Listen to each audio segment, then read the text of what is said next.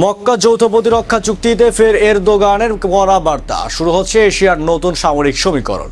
মধ্যপ্রাচ্য দক্ষিণ এশিয়ার নিরাপত্তার ইতিহাসে এক নতুন মোড়। সৌদি আরব, তুরস্ক এবং পাকিস্তানের মধ্যে স্বাক্ষরিত ঐতিহাসিক মক্কা যৌথ ও প্রতিরক্ষা চুক্তি নিয়ে এবার বিস্ফোরক ও কড়া বার্তা দিলেন তুর্কির প্রেসিডেন্ট রিসেপ তাইয়েপ এরদোগান।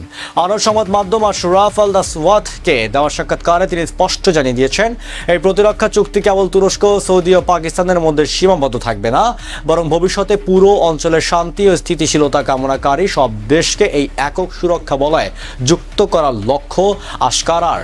কিন্তু কেন এরদোগান এটিকে স্রেফ 3 দেশের সমঝোতা নয়, বরং একটি আঞ্চলিক মহাপরিকল্পনা হিসাবে দেখছেন? আর এর পেছনে লুকিয়ে থাকা ভূ রাজনৈতিক চালটাই বাকি। আজ আমরা কঠোর আইনি ও কূটনৈতিক বিশ্লেষণের মাধ্যমে উন্মোচন করব এই চুক্তি ও এরদোগানের বার্তার আসল সত্য।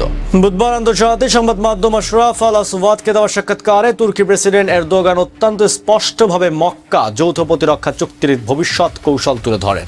তিনি বলেন, আমাদের লক্ষ্য শুধু 3টি দেশের মধ্যে সীমাবদ্ধ নয়, আমরা এটিকে আরও বিস্তৃত করতে চাই এবং সম্ভব হলে একদিন এই কাঠামোর আওতায় এই অঞ্চলের সব দেশকে নিয়ে আসতে চাই। এরদোগান আরও যোগ করেন যে আঞ্চলিক স্থিতিশীলতা অর্জনের পথে এটি হবে অন্যতম প্রধান মাইলফলক। একই সাথে তিনি নিশ্চিত করেন যে চুক্তিটি কোনো নির্দিষ্ট দেশের বিরুদ্ধে বা হুমকির উদ্দেশ্যে নয়, বরং এটি আত্মরক্ষার, শান্তি এবং সমৃদ্ধি প্রত্যাশী প্রতিটি দেশের জন্য উন্মুক্ত। তবে এই চুক্তি নিয়ে আন্তর্জাতিক মহলে নানা গুঞ্জন তৈরি হয়েছিল। মধ্যপ্রাচ্যে যুক্তরাষ্ট্র ইরানের মধ্যকার চরম উত্তেজনার প্রেক্ষাপটে এটি স্বাক্ষরিত হওয়ার অনেকে এটিকে তাৎক্ষণিক এক সামরিক প্রক্রিয়া হিসাবে মূল্যায়ন করেছিলেন। তবে এরদোগান সেই দৃষ্টিভঙ্গিতে সম্পূর্ণ খারিজ করে দিয়েছেন। তিনি জানান, আমেরিকা ইরান সংঘাতের প্রেক্ষাপটে এটিকে মেলালে সংশ্লিষ্ট দেশগুলো দীর্ঘমেয়াদী আঞ্চলিক নীতি বোঝা সম্ভব নয়।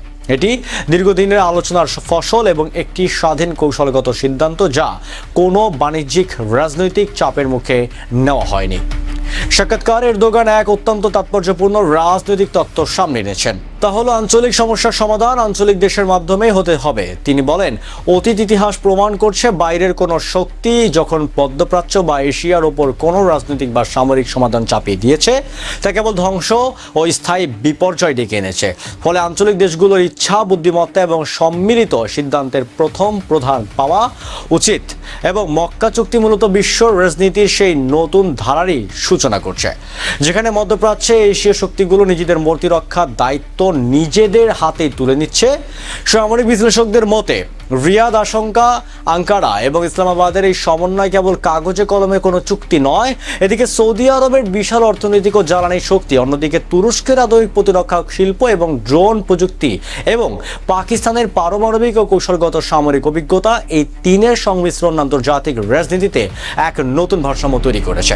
এরদোগানের এই বার্তা স্পষ্ট করে দেয় যে আগামী দিনে এই জোটে অন্যান্য আঞ্চলিক শক্তিগুলোর যুক্ত হওয়ার পথ খোলা রাখার বিশ্ব পরাশক্তিগুলোর একক প্রভাব ব্যাপকভাবে চ্যালেঞ্জের মুখে পড়বে।